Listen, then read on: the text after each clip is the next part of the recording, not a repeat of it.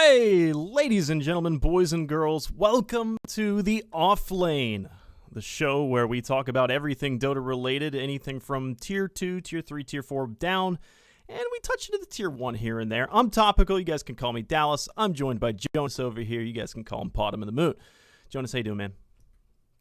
Doing pretty good. Currently, I'm Portal of the Moon now, so I gotta correct that fact. What did I say? I didn't say Coddle of the Moon or something, did I? No, just looking at a fancy overlay. They messed up there. I'm gonna blame you for that. We'll fix as it. usual. But anyways, for the show top down, we've got a couple cool topics. We're going to talk about Taurora. Now, in episode 1, we gave a lot of hype to Taurora early on. A low level tournament, Tier 2, Tier 3 level tournament that brought in a lot of action to it, and as well had some of the teams that you would expect to stomp out that competition, but you had a little bit of an upset, I would say. Then we're going to have a focus fire. That's what we're calling our interviews.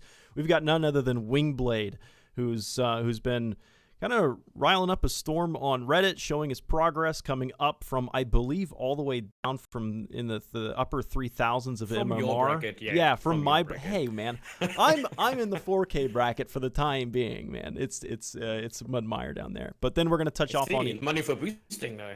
Yeah, that's right. And then we've got ESL Birmingham and DPC. We're going to talk about that. And then we're going to finish off with a couple upcoming smaller tournaments that hopefully we can draw attention to in the future as well. We're trying to grow that small grassroots scene. But let's begin. Let's start off on, here we go. Screen share to cam. Buttons are tough. And fade. There we go. Taurora follow-up. We've got it here on the side. So what were your thoughts initially on Taurora? Like, especially the couple weeks we talked about leading into the tournament. So initially, we talked about it already. We had Taurora, a name nobody knew about. Some people loosely remember them being associated with Helsinki Reds back then, but they didn't really host anything that much. And suddenly they came up with like a big cup. I believe price was €5,000.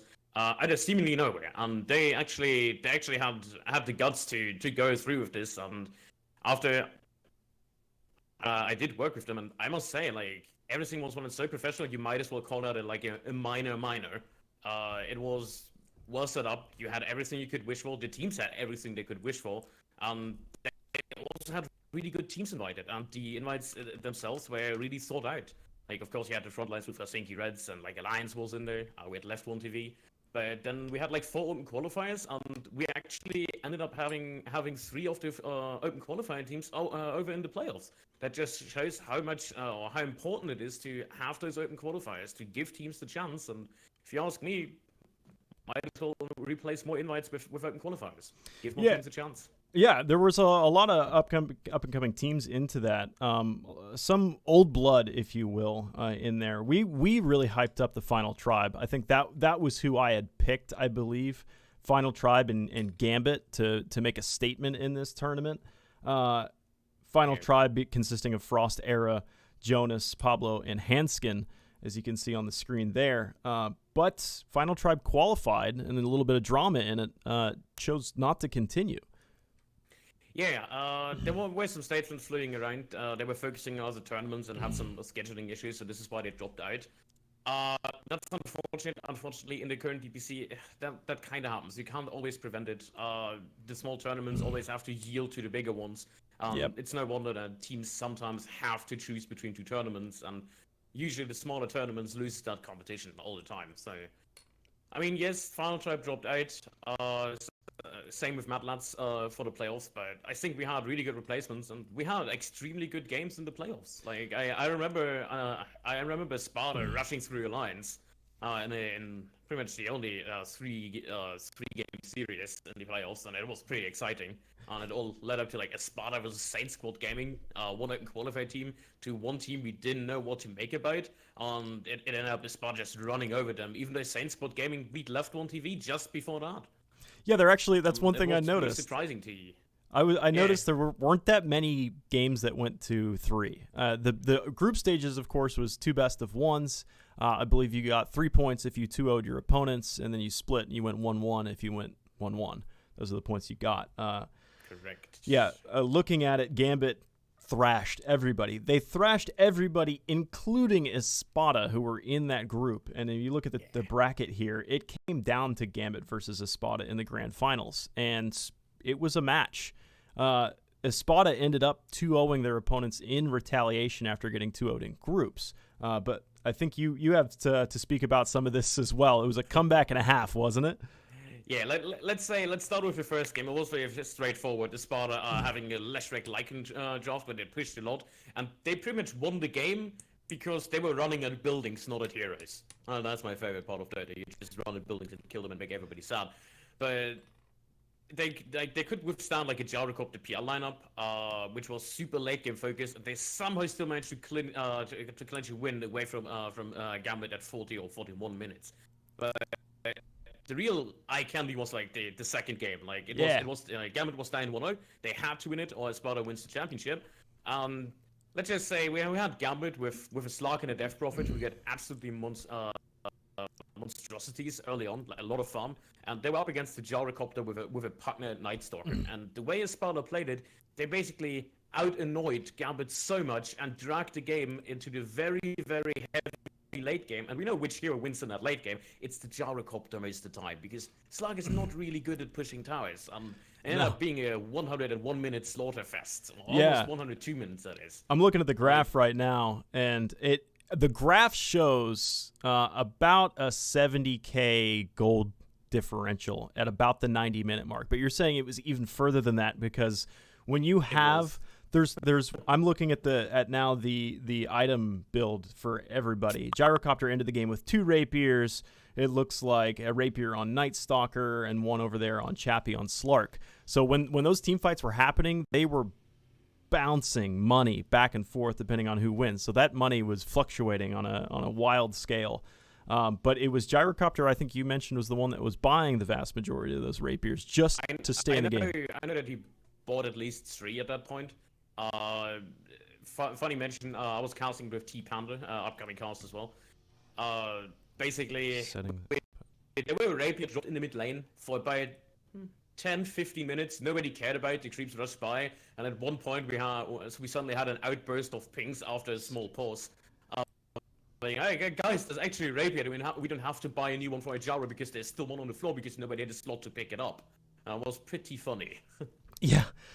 So it was a long, drawn-out game. I love that everybody has a Moon Shard on Gambit's side. Like that, I'm going back to now the gold graph. They were comfortably ahead. You mentioned that the only tower push that Gambit had in this instance was really I'm okay on the Death Prophet, and they got focused down. Like, what do you do? Like, team fight happens. You want to be able to push ahead of that tier 3 tower. You have to expose yourselves to the tier 4s to kind of make a beachhead so that the then backliner can just focus on the tier 3 tower with the Death Prophet. Yeah, and they started off really well with the Axe-Scarif combination. Chappie was playing amazing on the Slark, that is. Basically catch out after catch out. They secured 2 Narcs. The entire map was their control. They locked the Sparta into their base. But Sparta still won every team fight. Just jumping at them, and at one point there's always that peak point for the Gyrocopter. No matter how far behind you are, at one point he will overtake the enemy team by just having the Flacken available with the rapiers, especially with the Satanics in the mix and everything. It just ended up Gambit losing buyback status, and then they wiped twice, and that was pretty much the end. Yeah, that was a tough swallow, I think, for Gambit. They just could not quite crack that high ground, and that just speaks paramount to like what you're talking about, the ultra late game Gyrocopter. We saw that way back at like TI3, maybe even TI2, where Gyrocopter was just picked every game, and Gyrocopter's kind of starting to rear his head back a little bit and come back into the mix because Flat Cannon's just that good. I feel like the recent changes as well to Flat Cannon, where you can actually see a lot easier the Flat Cannon shells coming at you, helps out a lot. Because it's difficult to judge. Nice. Yeah, it does look really nice. It's difficult to judge that range. And like I'm saying, where Gambit needed to push up past the tier 3s to secure a beachhead, because Gyrocopter can just reach out and touch you with that Flat Cannon. It really stings. And Gambit couldn't overcome. So congratulations to Espada immense victory for them, being able to take back the lion's share of the winning, which €5,000 prize pot, and first place taking home €3,500. Yeah, I gotta say it's not a winner takes all. So it's not that bad for Gambit in the end. They still get some winnings out of it. The way they played, they definitely deserve it. Like I would even go so far and say, yes, the finals went Sparta's way, but looking at the solid performance throughout the tournament, I would say Gambit should have won it because they were absolutely undefeated. Not even a game close of getting defeated. Like up until the finals, it was no problem for them. They just rushed through. We had a 16-minute and a 19-minute GG in the group phase over Bresterman, for example. Yeah, that's they were favorites for sure. And like I was mentioning, there weren't many games that went to 3 at all. Like, you're right. They take Unchained, they take Screens, and only Espada was the one to be the road bump that's kind of toppled Gambit on their way to an attempted victory. Yeah. A little bit of a shame for Unchained, actually, because they played extremely well as well. They beat Double Dimension in the group stage, only fell short to Mad Lads. After, well, they also built Swiss Quality Gaming, but they dropped out, so the game got voided. They even played against Singularity. We're like, yeah, Singularity probably gonna run over them because they were 3-0 in the group stage. There's no way they lose this to Unchained, the open qualifier team. And like, yeah, you know what? We're gonna win in 19 and 22 minutes just to make a statement here. And then Unchained just rushed past them. So, I mean, let's theorycraft for a second here. Let's say Final Tribe, who qualified out of groups, but decided to back out of it before the bracket play started. What would they been up against? Looking at them, they would have been with Alliance. The Screen Squad. No, they would have taken the Screen Squad place against Gambit Esport. Oh, they may have been knocked out anyways. Screen Squad got invited. Yeah, I don't know. I think Gambit versus Final Tribe is a matchup I really want to see, and I feel like you could easily go to Game 3 there. I would even personally say that Final Tribe is the stronger lineup than Gambit. It's a shame they dropped out. On the other hand, if Final Tribe drops out, Alliance has another chance of actually making it through, eh? Yeah. Maybe. I mean, maybe. Unless there's an Espada waiting for them. Espada kind of jumped on them real quick. That game did go to 3. So that was... it would have been nice early on in the tournament. The Alliance Espada was now the crown jewel of the first round of the brackets. It would have been nice to see Gambit versus Final Tribe as well. That would have made things a lot more interesting because I think it's fairly predictable that Gambit's going to make their way to the grand final, and there may have been a toss-up. Espada kind of came out of left field for me, but I then again didn't do all the homework in the world. If I had researched every player in this tournament, I would have noticed that Espada contained ILTW. I love to win. Yeah, not only that, there's also other prominent players. Like BZZ comes to mind. Misha, pretty good, or not the best position 5 in the world, but he was really good on Comanche, for example. That's actually the history of Espada. So Espada, before they turned into Espada, got picked up by the organization. They were called Com18 Anji, which is a reference to Comanche, because 3 of the players actually played on Comanche together throughout the years, which is quite cool. It's a little bit of a throwback name right there. An old Comanche team. That's pretty much That's the dream. Well, nice team. Additionally to that, I mean, I Love to Win was on Team Spirit, I believe, but we'll get to that later. For the time being, what I'd like to do is bring in our Focus Fire interview for the day, and that's going to be none other than Pep, and his name is Wingblade in game. So, welcome, Pep. How you doing, man? Welcome to the show. Welcome to the Offlane. Hello, guys. Happy to be here. Yeah, so just to give everybody a refresher, Pep has been for the past 2 years keeping a very diligent schedule and responsibility of playing Dota, keeping the community informed by making Reddit threads and showing everybody's progress and everything. Has really just been an inspiration to everybody of where you are now and where you can be in the near future. And we just want to salute you, Pep, for what work that you've done so far. And it's actually been it's like a journalist's wet dream to just see that you have done all the documentation on yourself already, and that when things come to even further into the future, where you can very very well crack and have the potential to crack the professional scene, it's just going to be a library of information. Yeah, it makes your job very, very easy. Yeah, we appreciate it. You actually made Dallas read for once. Yeah, right. Plenty. There's tons of little Reddit threads and everything that have been archived all the way back 2 years ago. But you want to give us a word of really what your journey's been like so far? Well, for the most part, it's been kind of the same every day. There's a lot of people, when they think of Pro Dota, they see these really glamorous tournaments and superstars and stuff, but mostly it's just sitting at your PC playing Dota. And for a lot of people, that's not really a lot of fun. But if you love Dota as much as I do, you enjoy every single day I play.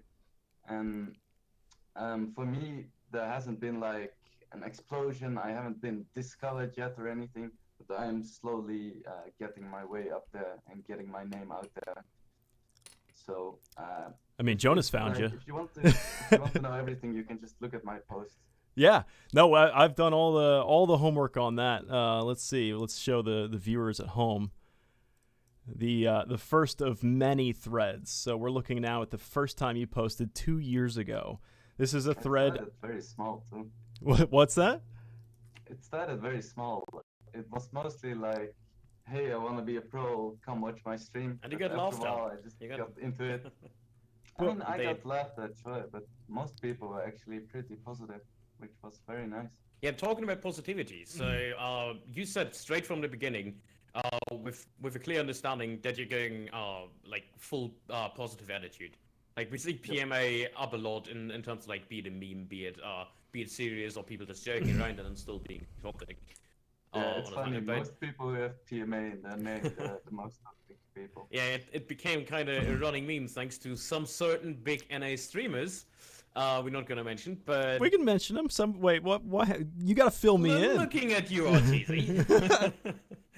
I know. I like your TZ, but sometimes you can't really stand the It's not stream. even that bad, honestly.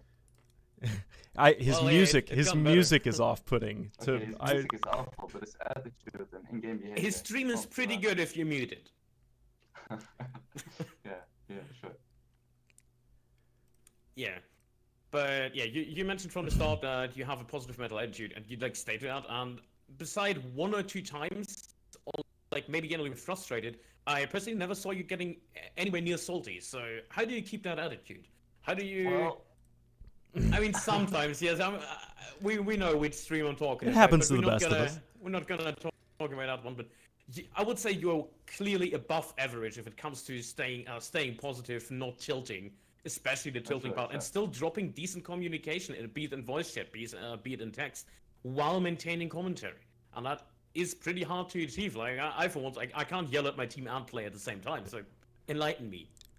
How do you do? Well, there's a lot of little tricks that I use, but for me, the most important thing is to realize that no matter what happens in the game, it's only one game, and if you have someone in your team who's really, really, really, really stupid, you can just realize that your team once or maybe twice, but they're gonna have themselves in their life, their entire life. And then I think like, well, it's actually not that bad. They have to deal with themselves like forever. And I just have to deal with them once. So I just chill and I move on to the next game. Maybe. What if you get them 5 times in a row? Yeah, I was about to What say. if they then go I just- Jungle Rave King 5 times in a row? Like- Where's your logic now? When you get to the level of gameplay that you've actually achieved at this point, you start to see those same faces again and again and again. When you're down with Jonas and I down at the 4K and lower MMR brackets, yeah, that's exactly it. You rarely see the same person twice. But when you start to narrow true. down, you get to the end of the bell curve, your population of that skill level is small enough that, yeah, you're right. You better have a good attitude, or else, I mean, it's gonna have lasting effects in future games. But it's an achievement. In a way, it's true that having a good attitude, it kind of helps with not tilting and improving. But on the flip side, if you have like a really big ego, that also means that you generally have a lot of confidence, which Okay. can be really important in Dota. There's like 2 sides. You can, if you have a lot of confidence, you're gonna play with a lot of confidence, and you're gonna make mistakes. But in the same way, you're gonna learn a lot because you play like your own game. And if you're not confident enough, you're gonna play someone else too much, and that way you don't develop your own play style. So having a bit of ego is a very good thing, but you need to balance it. It's always a balancing act with stuff like this. So your opinion, like, what position do you typically play in the game? I generally play carry, but I like to think that I'm a very versatile player. Okay. So with the attitude as it is, with you mentioned that confidence actually has its benefits included in the game as well. What role would benefit most of having a cocky and confident player? Oh, definitely mid. Mid, Like, okay. If you think about all these up and coming mid players, they basically all have attitude, and I feel like that confidence is needed to become a really good mechanically skilled player. And they start to shine when they have someone disciplined, like a captain, telling them, "Don't do stupid shit. Keep your ego in check." So not only are there roles of obviously that everybody knows about in Dota 1 through 5, but there's also like a personality role that could fit into that as well. So if like you're building a team, there might be some more categories that you want to knock off if you're looking for specifically. Like I'm looking for a mid player, and he's a really good mid player, but he doesn't quite have the personality that fits into a successful mid player. So in general, you want your captain to be a really stable, not only player, but also person. He has to be kind of the backbone of your team. And aside from your captain, you need to make sure that you have a maximum of like 2 big egos. And 2 is already a bit iffy. If possible, you just don't want to have a lot of ego in teams. But if you have to, 1 or 2 is definitely the max in my experience. Otherwise, teams just crumble.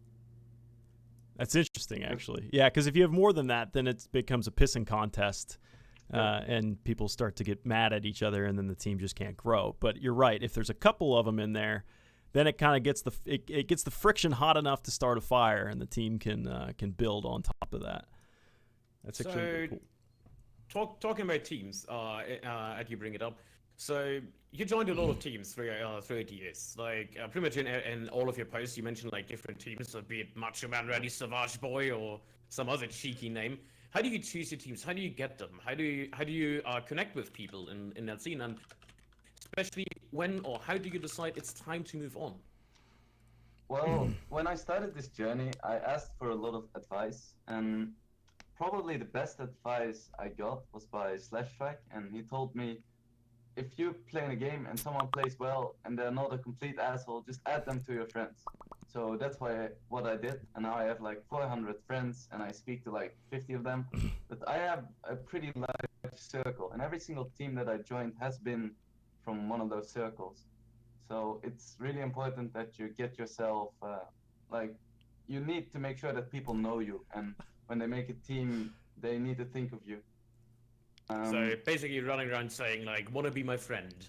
Yep. You add them and you say, "Well played," and then 2 years later, "Want to join the team? Let's go." That's actually basically how it goes.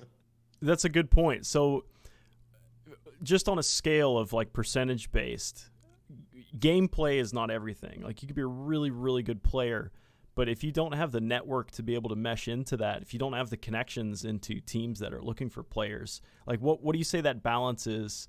Because you of all people have some of the best networking that I've seen. The fact that you're diligent on your basically every 6 months post on Reddit to show your progress, and we're looking at these throughout. I mean, they're paragraphs of information with hyperlinks and everything else in there. It makes it easy for people to read. You understand that. What do you think is the good balance for having a percentage of he's really good, and then the last 30% of it is networking, who you know?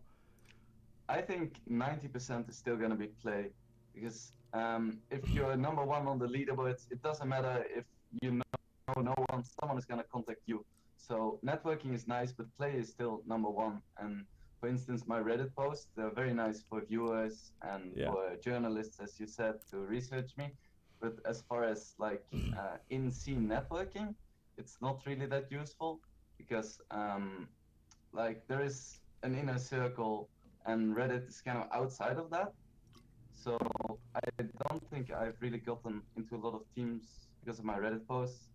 And also, I've been kind of memeified Really? because I make these posts because Really? everyone thinks that I think that I'm really good because I post on Reddit about my pro career, which is not always too great. I get kind of annoyed sometimes when people are like, "Hey, Wingblade, go make a Reddit thread." That's because they're jealous. That's because they're jealous they don't have Super jealous. the work initiative to be able to do that. In all seriousness, And you got actual production value in this Reddit thread, something Topicals dreams of. So I kind of like it. Like it's well thought out. Even linking the other parts at the top is really handy. yeah, saves a lot of time with the all full Reddit search function. that's right. That's for sure.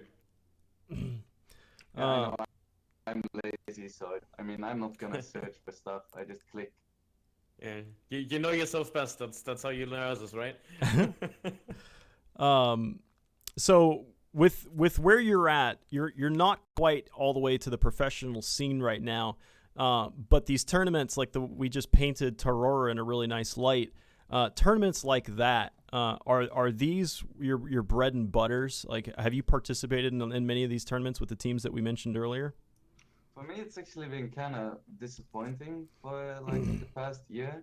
I've been trying to get on a lot of teams, and I've gotten into a lot of teams, but for some reason, every time I join and we play like for 2 weeks, and there's some potential, someone gets a better offer or has to focus on schoolwork or something like that. So I haven't really been able to play in a lot of these tournaments, which I think is a damn shame because even though I pub a lot, I don't always enjoy it too much. It's still very chaotic and very unfriendly generally. So I'm trying to find these teams that stick, but it's very difficult for me. Okay, so with those little grassroots style of tournaments, what do you think could help organize more teams to be able to qualify for those things? Like you mentioned, you're struggling finding an organization or a team, even just five friends. You know, for, what was that one team? It was like 4 anchors and. But that's it. Like finding a group of guys to play with at that skill level.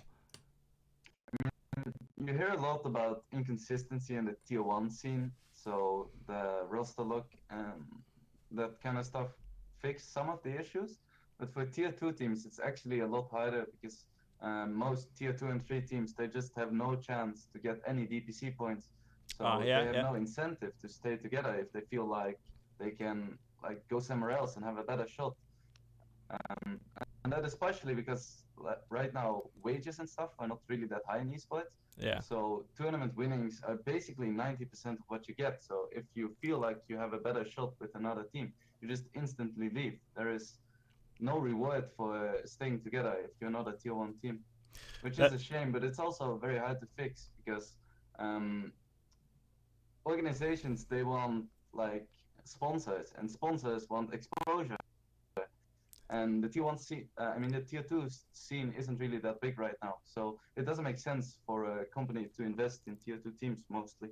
That makes sense. And even towards the upper level of Dota, even in Counter-Strike as well, we see that organizations have plagued the scene enough to where, oh yeah, they make these promises. Sure, we'll pay you to be a tier 2 team and compete at this level, and then they just don't deliver. You know, that has been a chronic condition for esports on every level, and it just really muddies the situation. And then there's also the situations where there's organizations that basically they look really nice at the start. You could say making promises as top mentioned. Then as soon as something goes wrong, they just drop the team over and over. Looking at you, Mosports, and I feel like that hurts so much. Like, why not give it a try? Like, look at Alliance, for example, or look at Navi. How they focus around one star player and they keep building it up and they keep trying, and under no circumstance do they drop the entire roster. And just, of course, there's a part in it with the star players, but they still try to make it work to have a really good team in the end. Yeah, we'll get to that later. When we get to the sorry. when we get to the ESL Birmingham, I really want to harp on Navi. We'll get to that soon enough, and we'll get your input on that as well, Pep. But I mean, it has been a trip for you, Pep, and by all means, very successful one at that. But in one of your threads, I mentioned, because both of us down here below you are also casters, and you mentioned in one of your threads that you wanted to be a caster and/or analyst. Have you been able to explore into that field yet? I've had a few gigs. I've really enjoyed it so far, but it's not one of my primary focus points. So I don't really have time to practice to become really good at it. So if someone needs a co-caster or something, I'll step in. I'm available, but it's not something I'm actively pursuing. It's more like if an opportunity arises, I just take it. Yeah, that makes sense. I mean, it's tough to focus on grinding your MMR, trying to find a team, making some money on your side as well with Twitch, but also casting. It can be an influx of cash, but you're right. It's probably time better spent elsewhere. But when it comes to your MMR grind as a whole, your whole journey has been what, like 4,000 MMR leap in 2 years? Oh no, don't exaggerate it. Well, I mean, you were at 3,000 something. Weren't you the guy who started at 2K and I was 8K 1 year later? 10K MMR next. I remember seeing you at 3,000 something, and I know one of your posts says you crested 7. So I mean, you're up there. Yeah, I started at like 3.9 or something. Oh, okay. And just because I enjoyed Dota, and then somewhere around 4.5, I was like, hey, maybe I should try a little harder, get 5K, prove that I'm a good player, and then take it from there. So I just kept playing, and I kept rising. So in the old MMR, I landed somewhere at 7.2, and then the recalibration came. I got something like 6.2, then I rose to 7.2 again, then I dropped to 5.9, and now I'm back at like 6.8. So with that up and down, it can be disheartening. Where does your motivation? What would you tell any viewer out there who's trying to accomplish something similar to what you're doing? What's the hardest thing that you've had to hurdle, and what is the motivation that has always been coming back to you? I don't know. I still struggle with it sometimes. I do believe in myself, but when you drop like 700 MMR and you keep losing, it's just really tough. And the best thing you can do is just take a long break and play again when you really want to play again. Actually, on this topic, I also mentioned in one of my posts that I started doing stuff for Pagna, and I made this really in-depth MMR guide that basically covers all of these topics, including mindset and all of that stuff. But now Pagna is undergoing some restructuring / bankruptcy situation, so I'm still pulling an iceberg. Platform. Are they pulling an iceberg? Why does it keep happening? In all seriousness, like these esports companies come in, they make a statement, they make a really good impact on the scene, but they're bright flames that burn out so quickly. Like from what I've seen, Pugna has delivered quite an extensive platform. Yeah, I would agree. Like it's still very vague, everything I'm hearing, but all I know is that I'm not gonna get paid and I need somewhere else to release my guide. Damn. We'll see what I'm interested now. I've piqued my interest with publishing guides for Dota right now, because I think a lot of people have a lot to learn about your journey. Yeah, I mean, I made the guide to earn something on the side, but also because I kept getting these questions. How do you do it? What is your secret? How do I approach this? Can I climb with X hero? And I thought I needed some place to like put it all into words properly, like just share my full thoughts about every single subject. Yeah, you're probably right. We've probably hit you with questions that everybody's asked you multiple times. But I think we've probably exhausted all the basic questions to you now. I got one more. Oh, do you? Go nuts. How you deal with the low moral standards of how you can live with yourself being a rank 2 centaur? That was a long time ago, man. There's still no I've excuse been for told- being a rank 2 centaur. People keep calling me out on my hero spam. Like, recently people are calling me a Visage spammer because for 1 week I played only Visage. But this How is dare part you. of my approach to MMI. I just spam one hero for like 1 or 2 weeks, I get really good at it, and then I move on. But people remember. People bloody remember.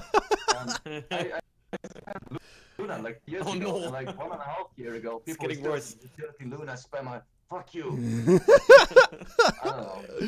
See, like Alright, so looking at spamming, what do you think is the best hero to spam right now, and why is it Windranger? It's Visage. still Visage. Well, It's definitely Visage. okay. That I hero can do everything, play every role, farm faster than any hero, push at 20 minutes. Gotta Bro, press more than one button though. That's important. Like it doesn't that's even really matter, you hard. just A-click. Someone and like you Dallas count them. could not manage. Hey, dude, Like, no, You actually, just summon familiars and you just send them in. That's all Visage you need to do. Visage is my so favorite easy. hero to play, in all seriousness. But I played Visage back when Visage was trash. Like when they took, like familiars could take magic damage. They can now, but they used to just disappear. Like it was. This is hipster, topical. Yeah, right. I played I Visage before it was cool. Actually, I played Visage after it was cool because Visage was picked a lot in like TI2, TI3, TI4 region, and then Visage just fell off the planet and everything became Medusa. That remind me. Medusa That was a PTSD. wonderful time. That was at the You just say that recalibration because that you're everyone picked Medusa. 14 out of 15 here. Like he's gonna boast about how he won 14 games with Medusa. Oh no, 9 out of 10. That's it. Okay. Disgusting. It's now documented in time. you like all those stone heroes, eh? Mm-hmm. But now You that really don't want a That's Netherlands gonna joke move here, on. right? I'm gonna skip the Netherlands joke here. we gotta push this to the next topic. We have burned Wingblade for like the past 25 minutes, and we've got 2 more topics to cover. So I want to move our attention now and include you, Wingblade, as well into ESL Birmingham and the DPC as a whole right now. ESL Birmingham, kind of the hot news for it right now is the fact that Na'Vi backed out. Na'Vi was invited directly. They decided to get out of it because their DPC points weren't in a position to be able to recover and make an invite into the international. Like, what are your guys' thoughts? We'll start with you, Pep. Does that make sense to just bow out this early? I am actually not entirely sure about the internal situation in Navi. It's always so hard to judge when you're not inside the team. Like, the atmosphere is so important. If the team doesn't have confidence in themselves and they feel like they need more time, it's a very natural decision not to go. Especially if you have an organization like Navi who just pays pretty well, I reckon. If you're a small team, I don't think you would ever drop out of the tournament, but a team like Navi, I think they can afford it. And how about you, Jonas? Like, what are your thoughts on Na'Vi getting out? I feel like they did announce the changes in the active roster, and I must say, I feel like it is highly needed that Na'Vi is undergoing changes, especially with how the performance is going out for them. Might as well do it now than waiting with it forever. They basically with the change they're not eligible anyways, and I think the chances were extremely slim for them. I feel like everybody above them right now, from Mineski to EG, with both VGJ teams, just completely outclasses them. It kind of feels if you don't change now, then you wait until TI, play with the same team, probably don't get good results. Then you might start the new DPC season. And you might get, I don't know, maybe you change it then and then you disqualify just from the beginning. And I like the decision making, to be honest, even though it is a little bit last minute, and that must be one hell of organizational issues for each that is. Unfortunately, they did find team spirit, but I was still hoping Vega gets that spot. But yeah, I'm sidetracking. So People are always talking about DPC points though, but it's still $1 million tournament. That's true. One thing that we were looking at before the show, we were just deciding, or I was just deciding, who's in it for the money at Birmingham and who's in it for seeding and who's in it to try and get an invite to the international. Because you're getting really late in the season for DPC points, and it's pretty much settled in the concrete of who's going to make it and who's not. The two teams that I would say have a potential to make it in is, well, I've got their ranks, but not their team names. I do. It's EG and Fnatic. And not only would they have to win Birmingham, but they would also have to win the China Super Major, and then there's a chance. It also depends on who's above them and how many points they end up getting as well. So maybe it is wise of Na'Vi to just get a head start, get their pick of the litter when it comes to roster swap. Yeah, and looking at the Deep Sea, for example, we have TNC not participating in ESL 1 Birmingham, meaning they have no chance of getting any points. That means right now there is, I believe it's 12 eligible teams that have a chance of making it to TI. TNC after this will have most likely not a chance to even reach rank 8. Optic is going to be hard, so Optic has to actually win this entire thing. With EG, Fnatic, or anyone above, like getting any big points. Basically, what Optic needs right now is they need PSG LGD, team with the most horrendous name ever, to basically win points, which they're not even. They need teams to dissolve. That's not a possibility. Yeah, they need teams to dissolve, or they need Virtus Pro to take second place. They need Liquid to take the third. And they need to win it themselves. Yeah. So most likely, what we see in the DPC in the first 8 spots is most likely a lineup for TI with the exclusion of Evil Genius and Fnatic. So it matters for those two teams, for no one else right now. So yeah, the everything's pretty much set in stone, I believe. But yeah, there are stretches that teams that are on a bubble, but that bubble is virtually shattered at this point. E.g., Fnatic, you mentioned OG. It's a stretch. I don't think anything's going to seriously change in the next coming weeks, but I think it's more interesting that the teams that you see that are lower in the rankings on the DPC, you're going to start to see more roster swaps. They're going to take the same route that Na'Vi have just led the way. I mean, they're pathfinders for this right now, calling it quits early. It's going to happen again. Do you guys see any teams that are going to take that step? What teams do you think are non-functional and could stand to mix things up a bit? I'll let you go first. This is basically what I mentioned before. I have no idea. I don't really have intimate contact with any of them. I mean, I know Ace a little bit and a few other players, but I don't really speak to them about if their teams are disintegrating or something like that. Oh, no. So, which team would you like to see change to provide better performance?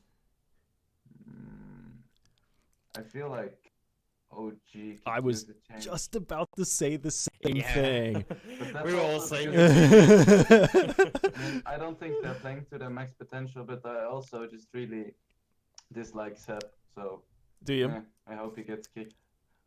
So with OG, I have been a fanboy of Jirex since like he was just streaming, and he was just Earth Spirit spamming over and over and over again. And that's when I became a fanboy of him. He has some flashy plays, and when he does play well, he plays lights out. But as a whole, maybe he gets pushed out.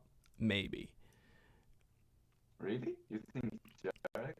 He's amazing. I disagree as well. I think Jarex will be one of the players that will definitely stay if OG is undergoing a shuffle, alongside with No-Tail, I'd say. Well, I think No-Tail is definitely staying.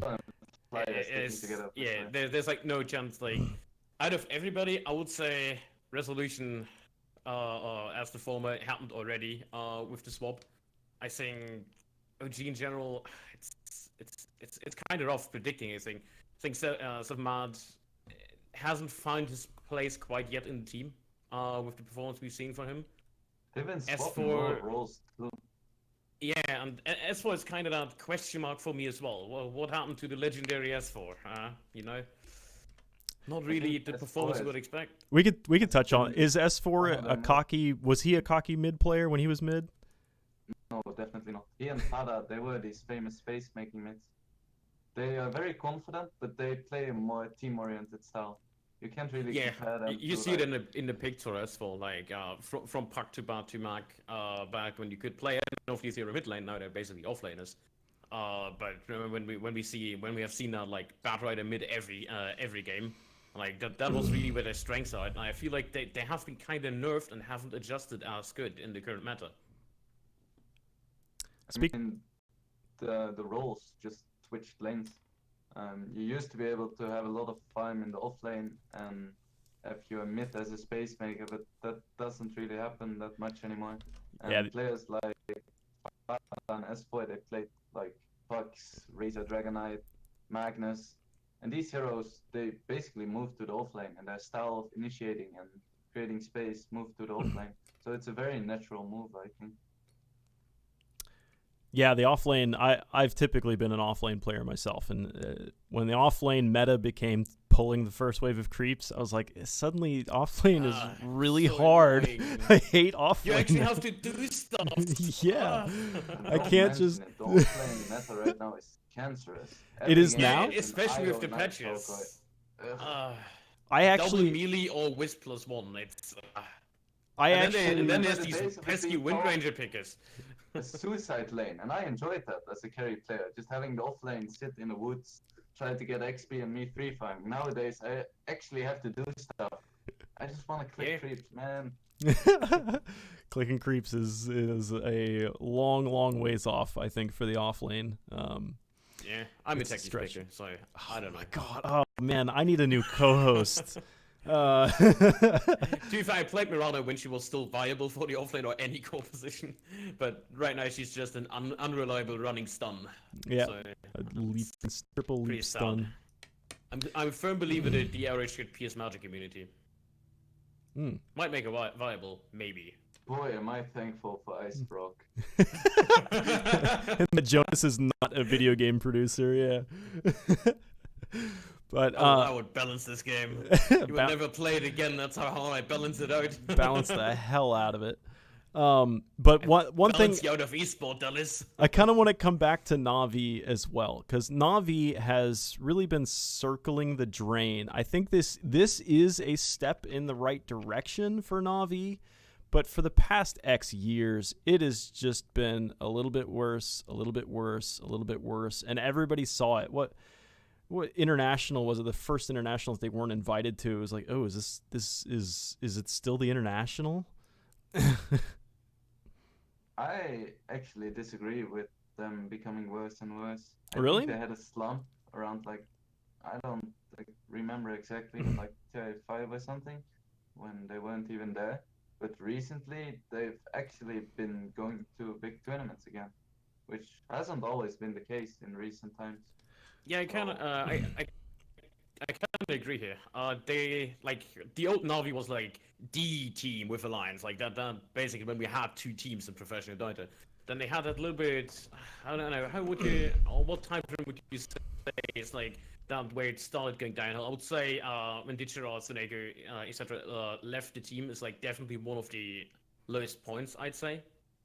I think that they like brought up already.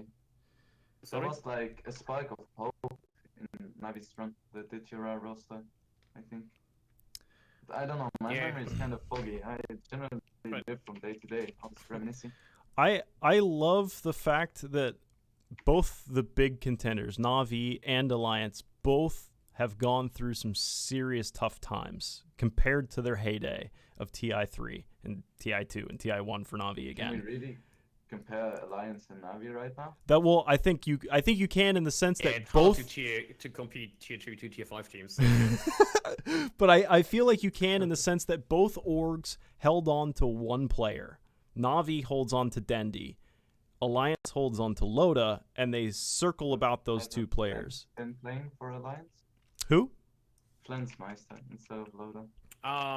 He's still doing standard. There is something in the works, but nothing officially announced yet. So I gotta say on the top, like Flensmeister was playing all the Alliance matches, Torora for example. Actually had some really good performance. I was really impressed by him. By far the best player in the team in those games I've seen. But I don't think there's any official statement yet, even though there was an interview with Loda. But I haven't watched that 3 yet. Sorry, Loda. I think it's interesting that both teams grabbed one player and said we are sticking ourselves to this player for a very long time, and for as far as it looks like for Na'Vi, that's going to be for eternity. Now, like Wingblade, what are your thoughts on holding on to a player like Dendi like that? I know from Na'Vi's perspective, Dendi is worth a fortune when it comes to marketing. His face is on everything. They stick him on there, and they can almost not afford to lose him at this point. But even if his gameplay starts to slump a bit, they still stick to him. What are your thoughts on that kind of culture in Na'Vi? Well, I think Na'Vi is first and foremost a business. So as a business decision, I think it's just a very good move. If they kick Na'Vi and if they kick Dendi and Dendi moves somewhere else, he's gonna take a lot of their fans with him. So I don't think they're ever gonna kick Na'Vi. I think a more likely scenario is that he plays for a few more years, because I don't think he's a bad player by any stretch. I think he can still compete with the best mids. Maybe not beat them, but he can still play at this level. And then I think after a while he just goes into a coaching role. So they keep the fans, but they can Fades have a him more out, basically. playmaking mid. And I don't know. I think he's still viable as a player. Maybe not the best, but he's still doing what he has to, I think. I think that's a really good way to look at it. Is Na'Vi treats it still like a business, but like by treating it like a business, they may suffer in the scoreboard a little bit, but their pocketbooks are fat, and when their pocketbooks are fat, they can afford to take on any player and shape the team like any team they want to shape it with around Dendi centric. But yes, that's one way to run a team, and by no means nothing wrong with it. It's just it's old. Na'Vi is one of the biggest names in esports, so they're doing something right. I would say the biggest name, that is. I think the only other team would come to mind would be either Liquid, which is everywhere, maybe EG a little bit less. Yeah, I was gonna say EG, but yeah, well, not LGD so much in the States. Definitely Classic in the China States scene. move right there.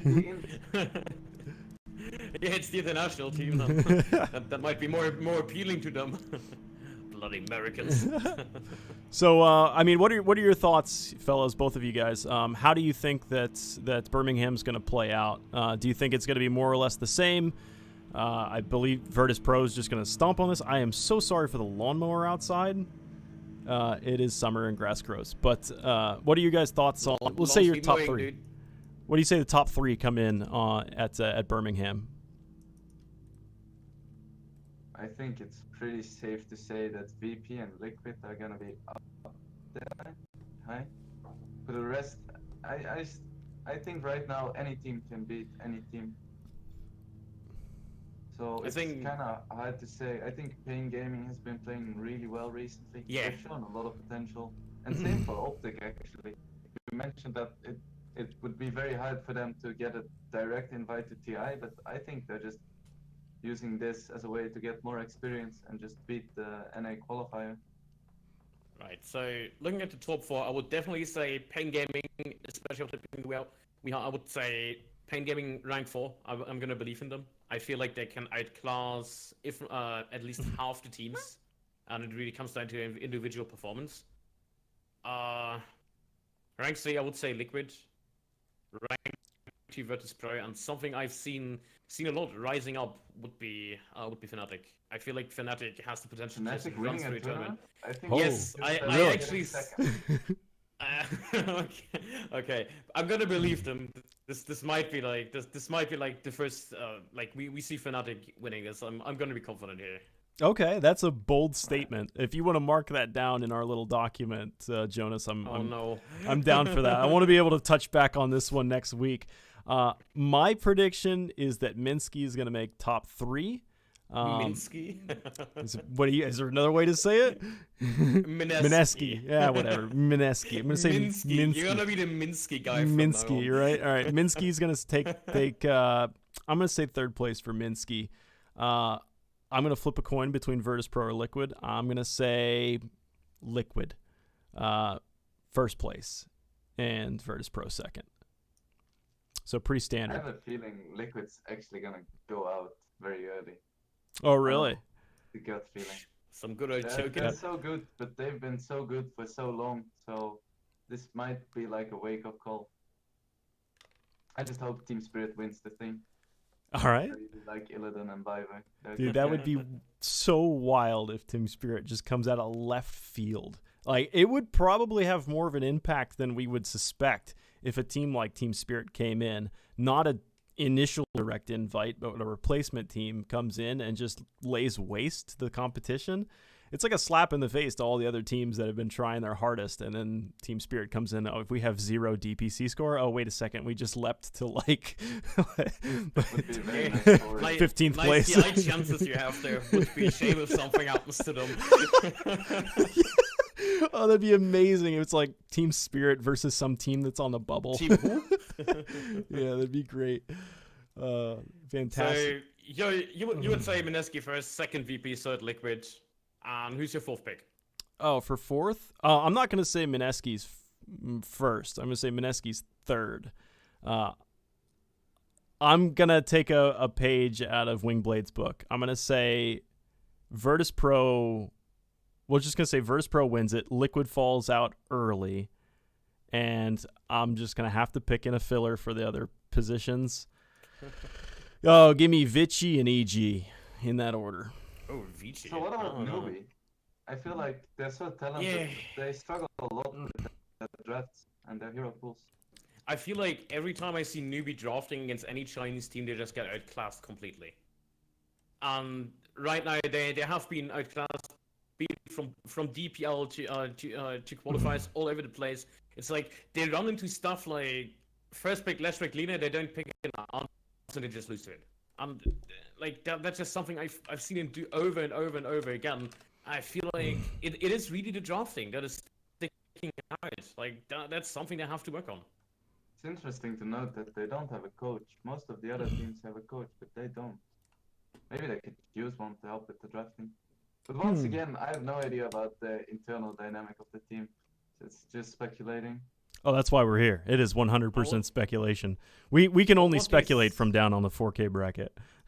So, what do you think about IG? Actually, like any particular thoughts on them? Like, I just remember a lot of games of XXS on League and Leshwick. I must say that they have been looking quite strong, even though they can't really pull through any results just now. Did you say IG? IG, Invictus Gaming, They're yeah. not playing, but I really love They're not playing in Birmingham, just sidetracking you. Okay. I remember the days of Boboka. They did play in the qualifiers. They lost to LFY in the finals, 3-2. LFY is actually really strong too. Like Super is actually a goal. Yeah, that is the other Lina picker. I'm fairly confident that I mean out of the 5 series we had 4 Lina drafts, 5 Lina Leshwick drafts across the finals. Both teams liked it. So good, damn. I mean, LFY has shown up on a couple TIs, haven't they? They came in, oh god, what was it, TI 6, 7, where they... No, that was CDEC. But I think LFY was somewhere in there, the LCD like young team. I don't know if they were labeled LFY at that point. But they've been promising. Is that just akin to how much talent is in China? I guess. I mean, it's all good teams are always down to talent. Talent's one of the most important things. I mean, they've got Monet, Super, Inflame, Yao, Afu. Now, I'm not familiar with Afu. Whoa there. Hold on. Whoa. You're not familiar with Afu? What have I been missing? I don't remember wow, what muted. means. Muted right there. Enjoy Lope Try. Wow. He played for... There's no excuse for that one. For Warrior Gaming way back in the day.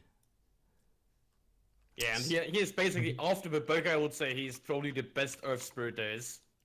A lot of teams had nightmares playing against him because, like, he was really impressive. And it's not only that, he actually had good results as well. Okay. Like, constantly in DPL and especially with LFY. I would even call him one of the star players for LFY here. Hold on, I'm gonna have to start paying attention more to LFY. But we're quickly running out of time, so we have to smash our last topic of the day, which is going to be upcoming smaller tournaments. So let us sway that way quickly on my nice slow fade button. So upcoming smaller tournaments that we got coming in. Why don't you lead us away here, Jonas? You did that. Yeah, we have some smaller upcoming. Starting off, we have, I believe, on the 28th, we have the Joint Dota League kicking off. There's no teams they are teams announced, but I don't have the full list right here. I got it. Prize pool. Oh, you got it. Yeah.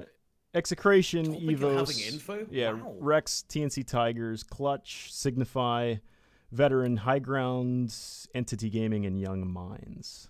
So that covers C. What about in NASA and Europe? Yeah. Any big changes? Yeah, and I have no clue, man. Small tournaments, not much information available You're good. at this point. Yeah, but it's $4,000 for Southeast Asia. Yeah, I just know that in Europe, particularly that's the region focused most on. We have Final Tribes thinking like the Double Dimension Helsinki Reds invited, that's for sure. My Insanity should be there as well, but we had a lot of disbands, I believe. Five Really? Anchors, no captain. Sorry? Do they still have a roster, My Insanity? I believe they still play with the old Blackie squad. I'm not sure if Davy's on the team again. Swiss Quality Gaming did disband. They originally took the name My Insanity, but My Insanity was still playing in Joint Dota League, and I believe it did get reverted to their old roster with Blackie and some others. But I don't have a full update on it. Beside that, I would say like Double Dimensions in there, and that's something to look at as well, because Double Dimensions is not performing well. I feel like there's a lot of teams, or a big void to fill, because Team Raz, if you remember them, as well as Five Anchors and the captain disbanded shortly after League. Especially Five Anchors, they announced it in beforehand we're gonna disband, but they made the honorable thing. They did go down with the captain. The ship was going down with the captain this time, and actually they made a point up until the very end, and that was kind of.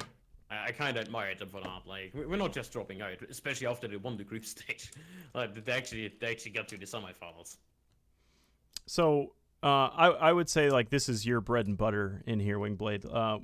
What do these tournaments look like? What does this pressure feel like if you play at this level of gameplay with these personalities that are currently at this level of gameplay? Well, for me, it was kind of like doing a play in front of an audience. You just do everything you did at the rehearsals, but there's this slight feeling in your stomach. I mean, I never really let the pressure affect me that much, and I don't know, it was just a very natural thing to me. And if you're an experienced player, it's just another day at the office, basically. It's not super exciting. Really? In a way that you wake up in the middle of the night thinking about your match. Head pops up off the pillow. Oh no. I wake up and say like, oh man, I need to play Rubik right now. Oh no. Just go on the PC, play a Rubik game, lose 25 ml, and go back to sleep. Your head pops off the pillow. You're like, oh no, I stole the courier like 2 years ago. I just remembered. Like it's all coming back to me. But what do you mean 2 years ago? You mean 2 minutes ago? Yeah, it happens on a daily process. Like have you participated in any LAN settings as well? Yep. I've played a few. The biggest one was WSG 2 years back with Sing and Bambo, which was really nice. Just to get a feel of the scene in general, which boosted my motivation quite a lot. Was that the first time you meet like pro players in person, that is, on an event? Yep. I remember How was it? sitting in the hotel, eating breakfast next to Dandy and being like, oh my Real Dandy?